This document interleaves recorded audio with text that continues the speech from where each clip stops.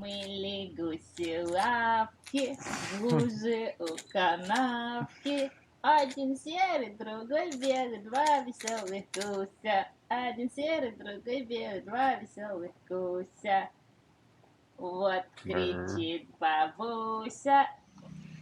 Guten Morgen aus Mexiko, aus Puerto Morelos. Heute wollen wir euch einmal einen Tag lang mitnehmen, euch unser Leben hier vor Ort zeigen, wie wir das Ganze geregelt bekommen mit unserer nun knapp 3 Monate alten Tochter und was wir hier den ganzen Tag so machen und erleben. Viel Spaß! Oink, oink! Morgens als erster wird ein bisschen gespielt, dann natürlich ein bisschen gegessen, gehen auf Toilette, wechseln wir die Hosen, dann muss man die Stoffwindeln waschen, die aufhängen, dass die in der Tageszone am schnellsten trocknen und dann frühstücken. Das ist so eine Routine für morgens früh. Das sind die auch. Und duschen natürlich, genau. Und alles zu zweit und ein bisschen abwechselnd und funktioniert immer ganz gut.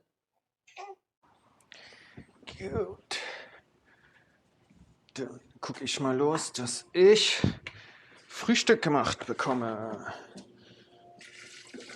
Erstmal Wasser für Kaffee. Da haben wir hier diese 20 Liter Trinkwasserkanister. Das Leitungswasser kann man hier nicht trinken. Gibt es solche riesigen Wasserkanister.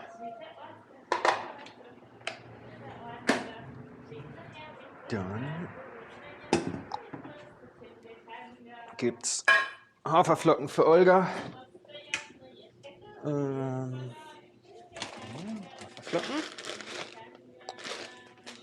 Und Banane. Was haben wir hier? Die Amaranthmilch. Tahini. Und Charabe de Agave, Agavendicksaft. Wir müssen einkaufen gehen gleich, ja, wir nehmen euch gleich mit zum Einkaufen. Einmal koffeinfreien Kaffee für Olga und einmal nicht koffeinfreien Kaffee für mich aus Oaxaca. Café de México. Sí.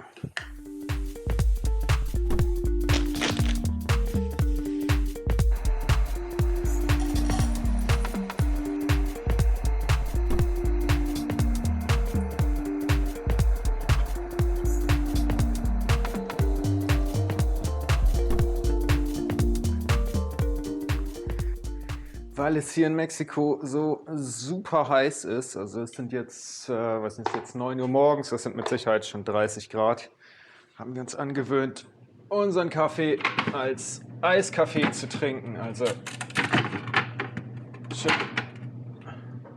wir gießen den einfach auf und stellen ihn dann für 2 Stunden oder sowas in den Tiefkühler und dann trinken wir ihn später.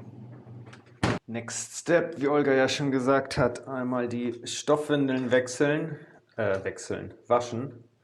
Haben die hier immer so ein bisschen eingeweicht in heißem Wasser mit Spülmittel und die waschen wir dann quasi einmal durch, beziehungsweise wenn sie halt zu dreckig sind, bringen wir sie auch in die Wäscherei. Da gehen wir gleich nochmal vorbei und holen auch nochmal eine neue Ladung Windeln ab.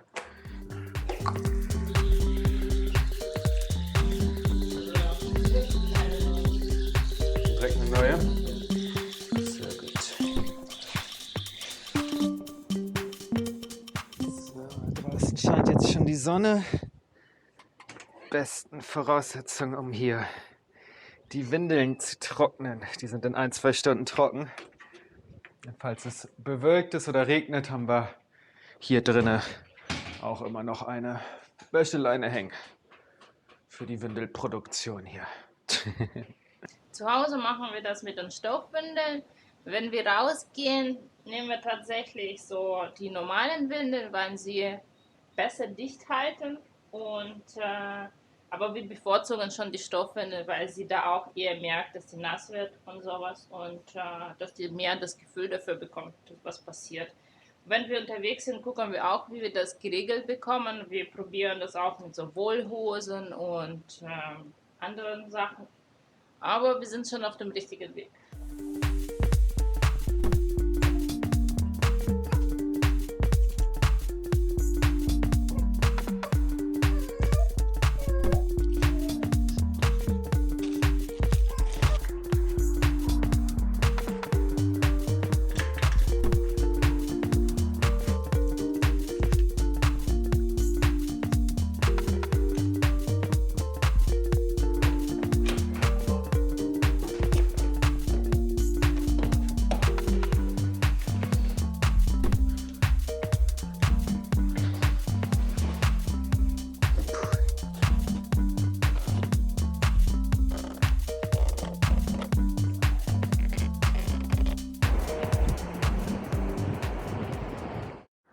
Sie ist noch so klein und sie kann noch nicht alleine im Wagen einschlafen oder allgemein kann sie noch nicht alleine einschlafen. Deswegen muss man sie erstmal ein bisschen tragen und dann schläft sie ein und jetzt legen wir sie in den Anhänger rein. Magst du den aufmachen und den Sonnenschutz wegmachen ein bisschen?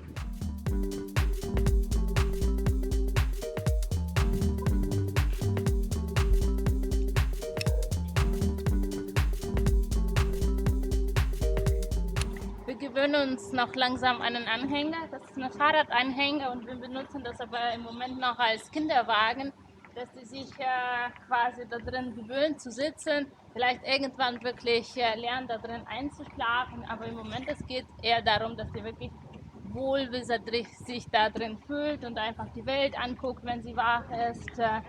Und bis jetzt haben wir den Anhänger an einem Fahrrad ohne sie quasi ausprobiert. Mit Kira drin haben wir das noch nicht, aber es kommt. So, einmal unsere Wäsche abholen. Hola, buenos dias.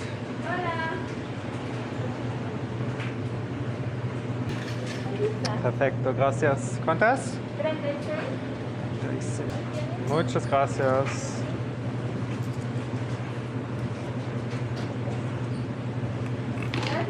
Hasta luego, gracias. Gibt es jetzt noch mal einen Saft? Hola, buenos dias. Muy bien, gracias. ¿Usted? Perfecto. Necesito unos jugos. Quiero un jugo verde y un jugo de toronja, por favor. ¿Me das uno de toronja, Edgar, por favor? Perfecto.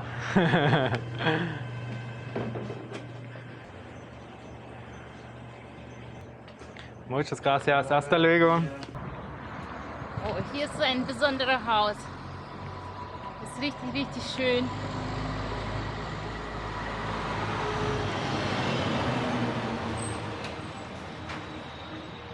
Mit so Holzfenstern und irgendwie super organischen Formen. Das ist so ein Hotel. Aber jedes Mal freut man sich, wenn man in den vorbeiläuft.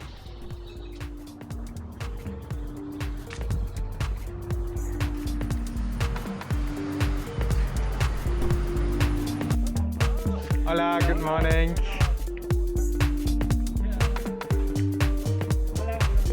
Hola. Café, chocolate, cacao Sí, chocolate para beber. y ¿Esta? hot chocolate. Exactamente. Hier sind wir jetzt vor dem großen Supermarkt von Puerto Morelos, der Super Chedraui. Und da gehe ich jetzt rein und kaufe ein paar Sachen fürs Mittagessen und Abendessen eigentlich auch ein. Nee, aber das ist heute Pizzatag. Heute Abend gibt es noch Pizza. Stimmt. Dann nehmen wir euch auch mit. Ja, aber jetzt erstmal einfach Obst, Gemüse. Wir haben gerade noch auf dem Markt Brot gekauft. Genau, um auf Brot was zu machen. Sehr gut. Hola. Gracias.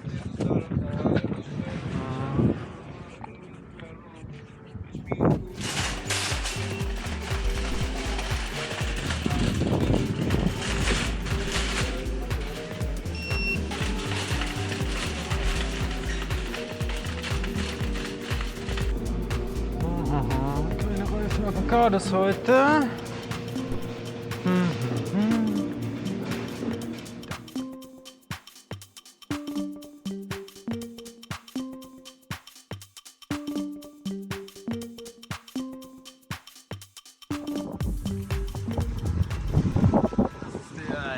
Leuchtturm von Puerto Morelos und das ist quasi das Wahrzeichen der Stadt. Der schiefe Leuchtturm von Puerto Morelos, der ist vor, ich weiß nicht, vielen Jahrzehnten irgendwann mal von einem großen, schweren Hurricane quasi unterspült worden und seitdem steht er schief und seitdem ist das irgendwie das Wahrzeichen der Stadt.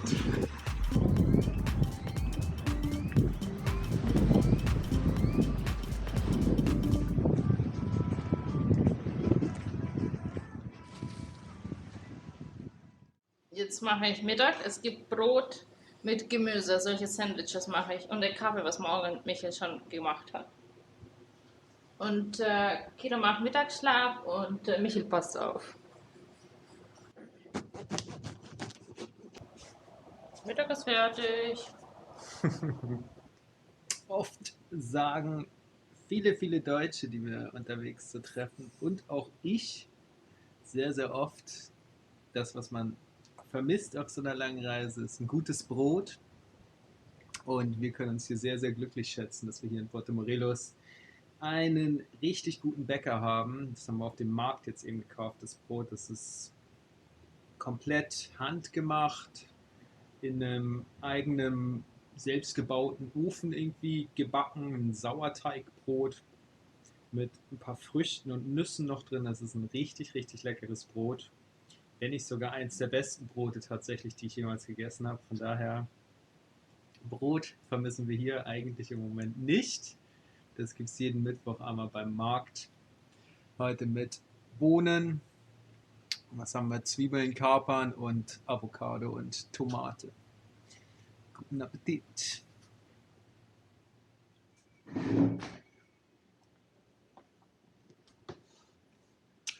Arbeitszeit.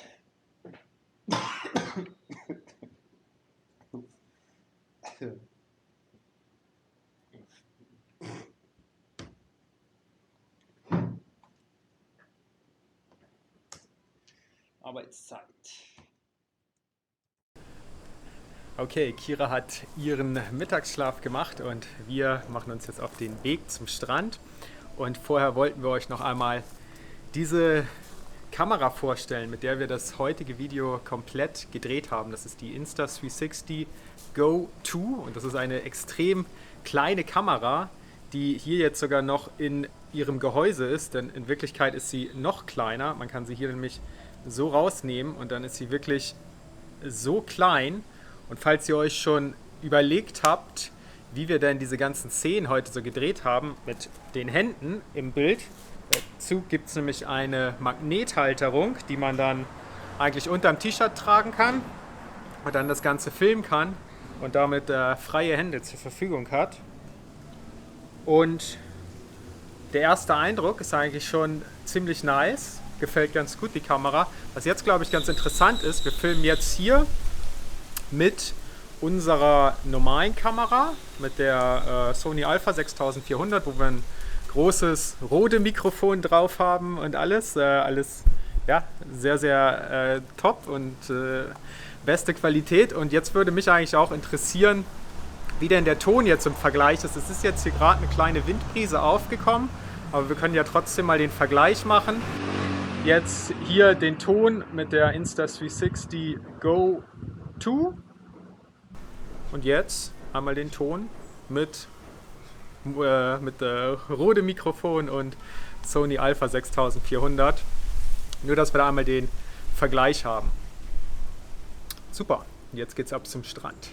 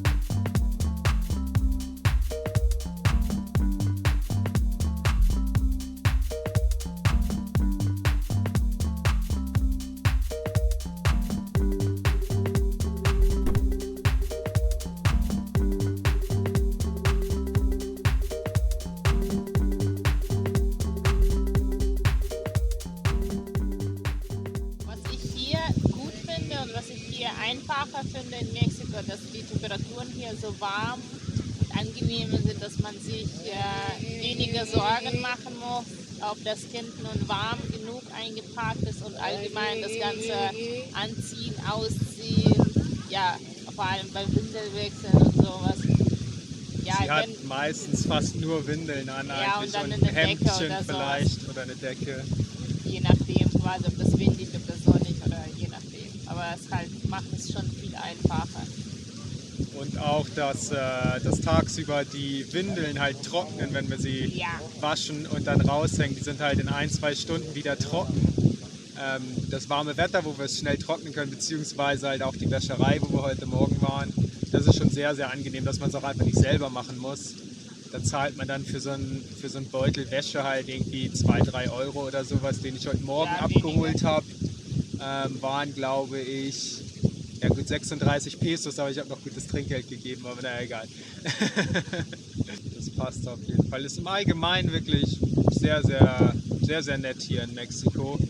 Jetzt mit dem Baby, Mit einem kleinen mit Kind. einem kleinen Kind. Ja, wir Ich mögen, hasse das oder Wort Olga mag Baby. das Wort Baby nicht so gerne. Ich finde, Baby ist ein englisches Wort. Ich verstehe nicht, warum man in Deutschland das Wort Baby verwendet. Also man hat in Deutsch einen Säugling, man hat Kleinkind. Und Baby ist ein fremdes Wort, aber trotzdem verwendet man Baby. Und ich finde, das Wort ist... Das habe ich mir allgemein ein bisschen schwieriger vorgestellt.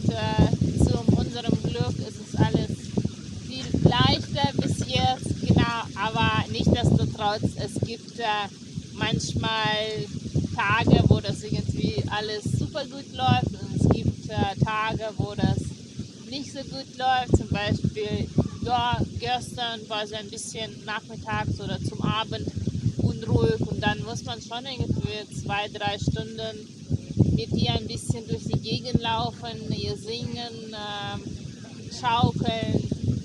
Ja, dann ist es schon das anstrengend. Und dann, wenn sie einschläft, fällst du dann selbst auch wirklich erschöpft ins Bett ein. Kleine Kinder, Babys, können schon schreien. Kira zum Glück nicht so viel, aber manchmal natürlich schon. Von daher ist es eigentlich alles ganz gut und Ja, und sie lässt können- sich relativ gut immer mit singen und ein bisschen tanzen, ein bisschen Das mag sie andere gerne. Position nehmen, quasi beruhigen. Es ist wirklich, ich kann das mit einer Hand abzählen, die Male, wo sie wirklich länger geschrien hat und dann nichts sozusagen geholfen hat. das stimmt, das stimmt. Das war wirklich nur ein paar Mal. Von daher sind wir sehr zufrieden. Sie scheint sehr zufrieden zu sein mit ihren ersten Lebensmonaten hier und dementsprechend können wir dann langsam auch in die weitere Planung, in die nächsten Monate quasi starten. Dann auf dem Fahrrad, wie wir es ja schon im letzten Video erzählt und erklärt haben, was wir vorhaben. Natürlich ganz, ganz langsam werden wir das angehen mit 20, 30 Kilometern höchstens pro Tag. Vielen, vielen Pausen, vielen Pausetagen natürlich auch. Uns stresst ja niemand. Es wird halt keine klassische Radreise in dem Sinne irgendwie werden. Oder ist es ja bei uns auch schon lange nicht mehr. Es ist einfach unser Lebensstil, so ist einfach unser Transportmittel der Wahl. Und wir werden dann halt hier und da mal immer 20, 30 Kilometer fahren und dann Pause machen, uns die Orte angucken, in den Städten bleiben, uns die Städte angucken, in den Hotels bleiben, wo auch immer. Und einfach die Dreisamkeit genießen und ihr beim Großwerden zuschauen und Spielen, lesen, so die ganz normalen Sachen machen. Was ja, man mit natürlich Kindern macht. später das dann natürlich auch alles ganz klar. Das machen wir jetzt auch. Das ne? werden wir sehen. Du liest schon ein bisschen vor Ja. manchmal, ne? Ja. Ja, das stimmt. Das geht langsam los, ja, langsam kann man das machen. 3 Monate jetzt fast. Auf die Plätze fertig, los.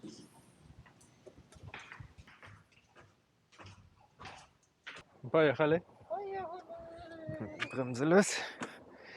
Juhu. Jetzt sind wir auf dem Zócalo, also auf dem Hauptplatz von Puerto Morelos. Und der wurde gerade irgendwie frisch renoviert, ist alles ziemlich neu, ziemlich schick und ziemlich fancy. Wir sind nun seit schon über 4 Monaten Ja. in Puerto Morelos. wirklich ein nettes kleines Dörfchen, quasi in 2 Teile aufgeteilt. Einmal hier diese Seite, die Strandseite, und dann 3 Kilometer entfernt quasi ins Landesinnere gibt es auch noch einen Teil der Stadt, der ein bisschen größer ist, wo dann ein bisschen die Leute leben und so weiter. Hier ist es halt doch recht touristisch, aber halt noch nicht so touristisch wie Cancun oder wie Playa del Carmen oder wie Tulum. Und daher für uns war das irgendwie perfekt, hier in so einem etwas ruhigeren Örtchen zu sein, wo wir dann ins Familienleben starten konnten.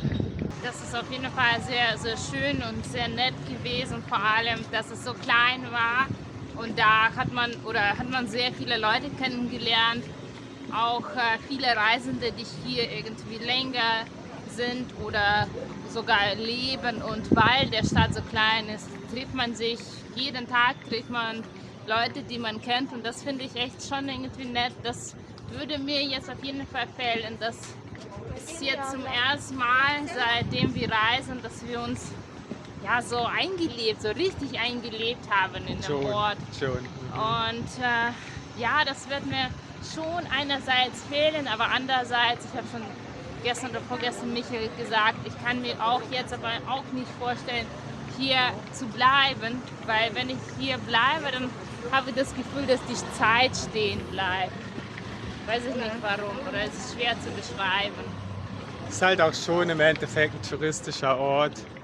So auf Dauer kann ich mir das auch nicht vorstellen, einfach hier mit diesen ganzen Verkäufern und so weiter, da die Leute, man läuft hier jeden Tag lang und trotzdem rufen einem die Leute jeden Tag immer wieder aufs Neue irgendwelche Schnorcheltouren und irgendwelche besten Souvenirs zu, ja, all sowas. Also für eine gewisse Zeit ist es wirklich eine tolle Stadt, ein tolles kleines Dorf. Gefällt uns sehr gut. Ist natürlich aufgrund der Lage hier nicht das günstigste an der Riviera Maya. Da kosten die Sachen vergleichsweise. Es ist halt auch nicht Mexiko. Es ist nicht Mexiko im Endeffekt. Es ist sehr touristisch, sehr modern, sehr anders. Viele Leute sprechen Englisch, was Alle auch sprechen Englisch, ja. genau in Mexiko komplett anders ist. Deswegen zum Beispiel, ich habe auch schon ziemlich Spanisch vergessen. Muss mal wieder ran. Aber nichtsdestotrotz haben wir die Zeit hier wirklich sehr genossen. Eine sehr, sehr schöne kleine Stadt. Und jetzt, ehe wir das vergessen zu sagen und zu zeigen, gehen wir Pizza essen. Und Heute zwar, ist der Pizzatag. Mittwoch ist seit den 4 Monaten, dass wir hier schon sind. Jeden Mittwoch gehen wir zu Pizza. Mittwoch ist ein Pizzatag. es gibt hier eine vegane Pizzeria, was echt mega, mega geil ist. Die haben eine richtig, richtig leckere Pizza, richtig guten Teig, richtig leckeren unterschiedlichen Belegen. Wir haben uns da schon durch das ganze Menü gefuttert und das werden wir auf jeden Fall auch vermissen. Aber jetzt müssen wir halt, solange wir hier sind, mittwochs mindestens noch hin, vielleicht noch 1-2 Mal mehr. Mal gucken. Und wir sind wieder zu Hause. Danke, dass ihr heute dabei wart. Danke an unsere Unterstützer auf Patreon. Danke an Insta360 für diese Kamera. Scheint durchaus brauchbar zu sein. Ihr könnt euch ja selber durch das Video jetzt ein Bild machen von der Kamera. Schreibt gerne eure Kommentare, wie ihr den Tag heute mit uns in Puerto Morelos fandet. Und lasst einen Daumen nach oben und ein Abo da. Und wir sehen uns nächste Woche. Olga ist beschäftigt hinter der Kamera. Ein ganz wunderbares Bild, was aber nur für uns bestimmt ist. Danke, dass ihr dabei wart. Bis nächste Woche. Ciao. Ciao.